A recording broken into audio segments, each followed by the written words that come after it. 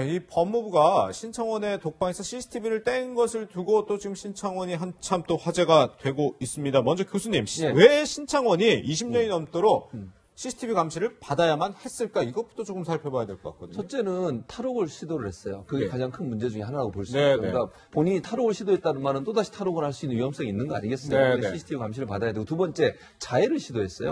그러니까 자기가 수감 중에 아버지 부고 소식을 듣고 자해를 시도하면서 이제 교도소 안에서 깜짝 놀랐죠. 그러다 보니까 두 가지 문제인 것 같아요. 탈옥을 시도한 점. 물론 흉악범이라는 것도 문제지만 그 당시에 신창호는 엄청난 흉악범이었죠. 1989년도에 강도 치사죄로 무기징역을 선고받았는데 그 우리나라 전국을 떠들썩하게 만들었던 사건 중에 하나입니다. 뭐 저만 경험했는지 모르겠지만 어쨌든 여기 앉아 계신 분들 중에. 그래서 그 당시만 해도 엄청나게 신창원에 대한 비난도 많았고 그러다 보니 무기징역을 선고받았는데 그리고 나서 탈옥을 부산교도소에 수감 중에 탈옥을 시도해서 2년 6개월은 도피 생활을 했어요. 그 당시에 이제 뭐 그 본인 애인을 만들어 가지고 애인이 사는 곳을 근거점으로 해서 이렇게 몇 군데를 돌아다니면서 도피를 했거든요. 이렇게 오랫동안 도피 생활을 했으니 교도소 입장에서는 아니면 이제 교정당국 입장에서는 이 사람이 또다시 탈옥할 수 있는 위험성이 있다는 점. 두 번째 아까 말씀드린 것처럼 아버지 부고 소식을 듣고 자해를 시도했기 때문에 본인은 이제 상해를 입히면 안 되잖아요. 그걸 감시하기 위해서 불가피하게 CCTV를 활용했다. 이렇게 볼 수 있겠습니다. 네, 그런데 지금 이 CCTV를 지금 보면은 인권위 권고에 따라서 지금 철거를 한 거잖아요. 근데 지금 말씀해 주셨듯이 예전에 뭐 자해한 경험도 있다고 하는데 이 CCTV 감시를 중단해도 되는 건지 이런 우려도 있거든요. 그러니까 그거는 이제 인권위의 권고라는 거는 그걸 내가 반드시 따라야 되는 것도 아니고 이 정도 됐으면은 제거를 해도 된다 이러고 구치소 교도소 측에서 판단을 한 것 같고요.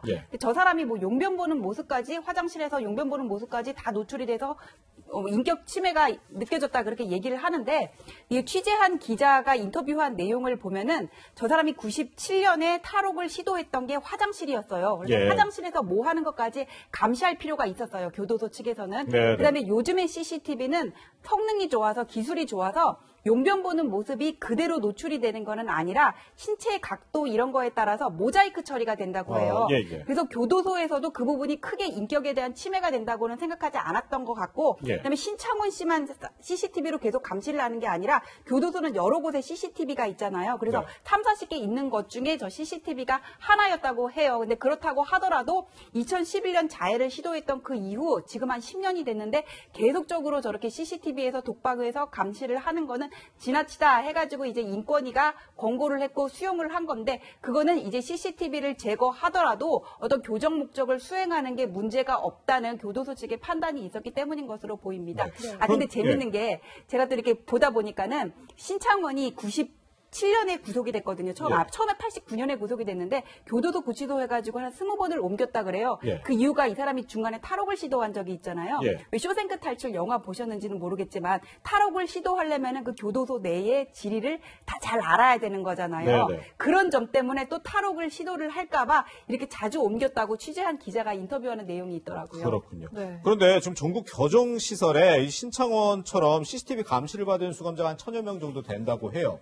그럼 이 사람들이 아니 히데타롭스 신창원의 CCTV도 떼주는데 법무부 나도 떼줘 이러면 이 다 같은 기준으로 따라야 되는 건가요? 그러니까 찾아보니까는 전체 수감자 중에 한 2% 정도는 24시간 CCTV로 감시를 받고 있고 저렇게 장기간 감시를 받았던 것도 신창원이 처음은 아니에요. 그러니까 신창원은 CCTV를 감시하는 것 자체가 문제가 아니라 그게 너무 장기간 이루어져 가지고는 이제 좀 제거를 검토할 때가 되지 않았냐 해서 한 거기 때문에 나도 떼달라 그렇게 한다고 해서 그게 다 받아들여질 수는 없어요. 다만 CCTV 설치 기준을 보면은 법에 보면은 뭔가 자해할 우려가 있는 경우에 어떤 재량 사항으로 돼 있거든요.